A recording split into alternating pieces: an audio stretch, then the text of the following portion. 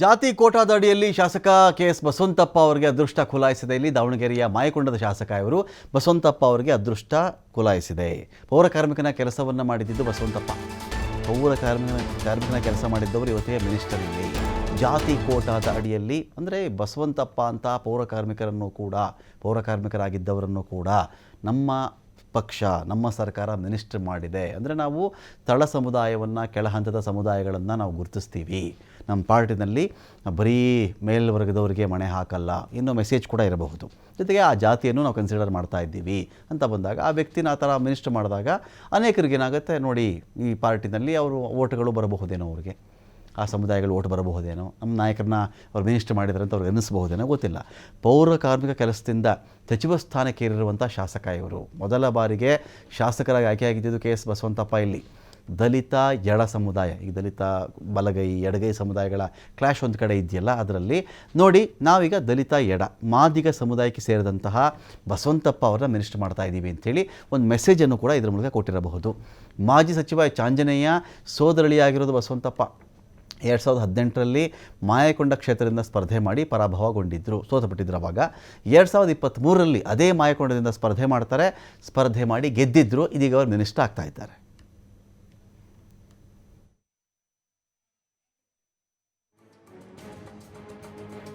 ಇಡಿಸ್ಕೊಳ್ಳೋಕೆ ಇದೀಗ ಶಿವಕುಮಾರ್ ಜೋಹಳ್ಳಿ ಇದ್ದಾರೆ. ಶಿವಕುಮಾರ್ ಜೋಹಳ್ಳಿ, ಈ ಬಾರಿ ಡಿ.ಕೆ. ಶಿವಕುಮಾರ್ ಮತ್ತು ಸಿದ್ದರಾಮಯ್ಯನವರು ಇದು ಬ್ಯಾಲೆನ್ಸ್ ಆಗಿದೆಯಾ, ಅಥವಾ ಪ್ರಾದೇಶಿಕವಾರು ನಾವು ಚೆಕ್ ಮಾಡ್ಕೊಂಡ್ಬಿಟ್ಟಾಗ ಅದನ್ನು ಸರಿಯಾಗಿ ಬ್ಯಾಲೆನ್ಸ್ ಮಾಡಲಾಗಿದೆಯಾ? ಯಾರಿಗೆಲ್ಲ ಸಿದ್ದರಾಮಯ್ಯನವರ ಅವಧಿಯಲ್ಲಿ ಕ್ಯಾಬಿನೆಟ್ ತಪ್ಪಿತ್ತೋ ಅವರಿಗೆ ಇಲ್ಲಿ ಆದ್ಯತೆ ಕೊಡಲಾಗಿದೆಯಾ, ಅಥವಾ ಡಿ.ಕೆ. ಶಿವಕುಮಾರ್ ಪ್ರಮಾಣವಚನ ತೊಗೊಂಡಾಗಲೂ ಕೂಡ ಕೆಲವು ಸ್ಥಾನನ ಭರ್ತಿ ಮಾಡಿದರು, ಉಳಿದ ಸ್ಥಾನಗಳನ್ನು ಬ್ಯಾಲೆನ್ಸ್ ಮಾಡಲಾಗಿದೆಯಾ? ಜಾತಿ ನಡೆದಿದೆಯಾ ಈ ಬಾರಿ, ಅಥವಾ ಮುಂದಿನ ಚುನಾವಣೆಗೆ ಸಮುದಾಯವಾರು ಒಂದು ರೀತಿಯಲ್ಲಿ ಆಯ್ಕೆ ಮಾಡಿರೋದು ಕೂಡ ಜಾಣತನದಿಂದ ಕೂಡಿದ್ಯಾ ಅಂತ ಶಿವು? ರಮಕಾಂತ್, ಕೊನೆಗೂ ಕೂಡ ಸಂಪುಟ ವಿಸ್ತರಣೆ ಚರ್ಚೆಗಳಿಗೆ ಅಂತಿಮವಾಗಿ ಬ್ರೇಕ್ ಅನ್ನ ಹಾಕಲಾಗಿದೆ. ಇದೀಗ 20 ಸಚಿವ ಸ್ಥಾನವನ್ನು ಕೂಡ ಒಂದೇ ಬಾರಿಗೆ ಭರ್ತಿ ಮಾಡಲಾಗಿದೆ. ಯಾಕಂದ್ರೆ ಹಿಂದೆ 17 ಅಥವಾ 18 ಸಚಿವ ಸ್ಥಾನವನ್ನ ತುಂಬಿ ಒಂದೆರಡು ಹಾಗೆ ಬಾಕಿ ಇಡಬೇಕು, ಅಸಮಾಧಾನ ಹೆಚ್ಚಾದಂತ ಸಂದರ್ಭದಲ್ಲಿ ಅದನ್ನ ಮತ್ತೆ ಭರ್ತಿ ಮಾಡ್ಬೇಕು ಅನ್ನುವಂತ ಲೆಕ್ಕಾಚಾರ ಇತ್ತು. ಆದ್ರೆ ಯಾವುದನ್ನು ಕೂಡ ಮತ್ತೆ ಬ್ಯಾಲೆನ್ಸ್ ಇಡೋದು ಬೇಡ ಅನ್ನುವಂತ ಕಾರಣಕ್ಕೆ ರಾಹುಲ್ ಗಾಂಧಿ ಅವರು ಎಲ್ಲವನ್ನೂ ಕೂಡ ಒಂದೇ ಬಾರಿಗೆ ಮಾಡೋಣ ಅಂತೇಳಿ ಈಗ ಅಧಿಕೃತವಾಗಿ ಘೋಷಣೆಯನ್ನು ಕೂಡ ಮಾಡಿದ್ದಾರೆ. ಸಂಜೆ 4 ಗಂಟೆಗೆ ಪದಗ್ರಹಣ ಕಾರ್ಯಕ್ರಮ ನಡೀತಾ ಇದೆ. ಒಂದು ಕಡೆ ಹಿರಿಯರು ಮತ್ತೆ ಕಿರಿಯರು ಜಾತಿವಾರು, ಜಿಲ್ಲಾವಾರು ಗಮನವನ್ನ ಇಟ್ಕೊಂಡು ಮುಂದಿನ 15-20 ವರ್ಷಗಳ ಅವಧಿಯಲ್ಲಿ ಪಕ್ಷಕ್ಕೆ ಇವರಿಂದ ಅನುಕೂಲ ಆಗುತ್ತೆ ಅನ್ನುವಂತ ಕಾರಣವನ್ನ ಮುಂದಿಟ್ಕೊಂಡೇ ಆಯ್ಕೆಯನ್ನ ಮಾಡದಂತೆ ಕಾಣಿಸ್ತಾ ಇದೆ. ಸೊ ಹಾಗಾಗಿ ಯಾರು ಆ ಪಕ್ಷವನ್ನ ಸಮರ್ಥನೆಯನ್ನ ಮಾಡ್ಕೊಳ್ತಾರೆ, ಪ್ರತಿಪಕ್ಷಗಳ ವಿರುದ್ಧ ವಾಗ್ದಾಳಿಯನ್ನ ಮಾಡ್ತಾರೆ, ಅವರ ಪ್ರಶ್ನೆಗೆ ಸರಿಯಾದಂತ ಉತ್ತರವನ್ನ ಕೊಡ್ತಾ ಇದ್ದಾರೆ. ಹಾಗೆ ಸ್ಥಳೀಯ ಮಟ್ಟದಲ್ಲಿ ಕಾರ್ಯಕರ್ತರು ಮತ್ತೆ ಜನರ ಜೊತೆ ವಿಶ್ವಾಸವನ್ನ ಉಳಿಸ್ಕೊಂಡಿದ್ದಾರೆ. ಅಂತವರಿಗೆ ಈ ಬಾರಿ ಹೆಚ್ಚಿನ ಅವಕಾಶವನ್ನ ಮಾಡಿಕೊಡ್ಲಾಗಿದೆ ರಮಕಾಂತ್. ಯಾಕೆಂದ್ರೆ ಇಲ್ಲಿ ಸಿದ್ದರಾಮಯ್ಯ ಅವರ ಪಟ್ಟಿ, ಹಾಗೆ ಡಿ.ಕೆ. ಶಿವಕುಮಾರ್ ಪಟ್ಟಿ, ಹರಿಪ್ರಸಾದ್ ಅವರು ಕೂಡ ಪಟ್ಟಿಗಳನ್ನ ಕೊಟ್ಟಿದ್ರು. ಆ ಪಟ್ಟಿಗಳನ್ನ ನೋಡಿ ಮತ್ತೊಂದು ಕಡೆ ಸರ್ವೆಯನ್ನು ಕೂಡ ಮಾಡ್ತಿದ್ರು ರಾಹುಲ್ ಗಾಂಧಿ. ಸೆಂಥಿಲ್ ಅವರ ಕಡೆಯಿಂದ ಒಂದು ಸರ್ವೆಯನ್ನ ಮಾಡಲಾಗಿತ್ತು, ಸುನೀಲ್ ಕನ್ಗೋಳ್ ಟೀಮ್ ಇಂದ ಒಂದು ಸರ್ವೆ ಆಗಿತ್ತು, ಹಾಗೆ ಜಿಲ್ಲಾಧ್ಯಕ್ಷರಿಂದಲೂ ಕೂಡ ವರದಿಯನ್ನ ಪಡ್ಕೊಂಡಿದ್ರು. ಆ 3 ವರದಿಗಳನ್ನ ಆಧರಿಸಿ ನಾಯಕರು ಕೊಟ್ಟಿರುವಂತ ಪಟ್ಟಿಯನ್ನ ಮುಂದಿಟ್ಕೊಂಡೆ ಚರ್ಚೆಯನ್ನ ಮಾಡಿ ಅಂತಿಮವಾಗಿ ಈ ಲಿಸ್ಟ್ ಅನ್ನ ಅನೌನ್ಸ್ ಮಾಡಿದ್ದಾರೆ.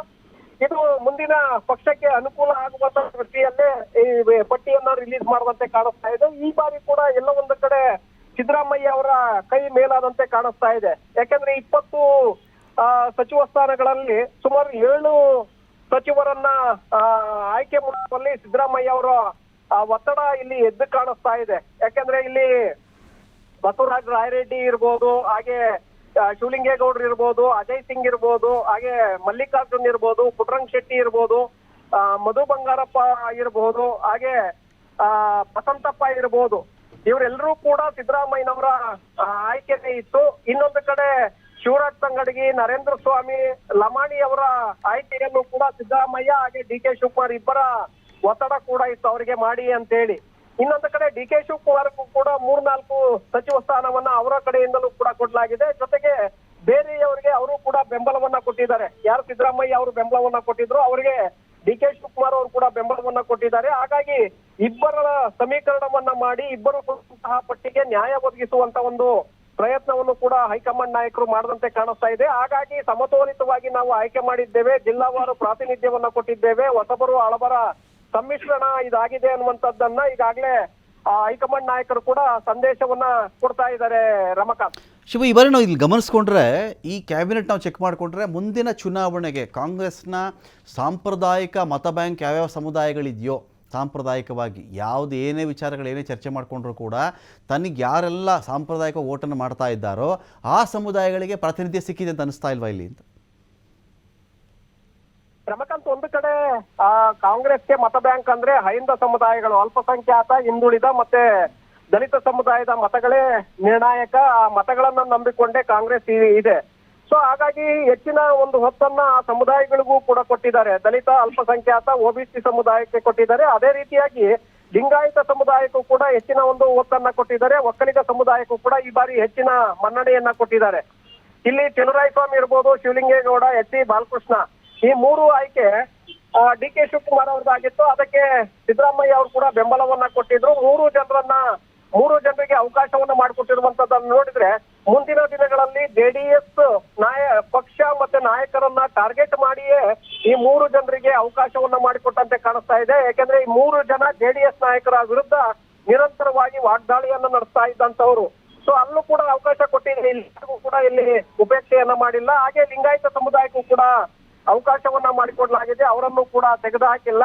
ಸೊ ಎಲ್ಲೋ ಒಂದು ಕಡೆ ನಾವು ಎಲ್ಲರ ಪರವಾಗಿದ್ದೇವೆ ಅನ್ನುವಂತ ಒಂದು ಸಂದೇಶನ ಸಾರಿದ್ರು ಹೆಚ್ಚಿನ ಪ್ರಮಾಣದಲ್ಲಿ ಅಹಿಂದ ಸಮುದಾಯಗಳಿಗೆ ಮನ್ನಣೆಯನ್ನ ಕೊಟ್ಟಿರುವಂತದ್ದು ಎದ್ದು ಕಾಣಿಸ್ತಾ ಇದೆ. Ramakant, thank you Shivakumar Johalli.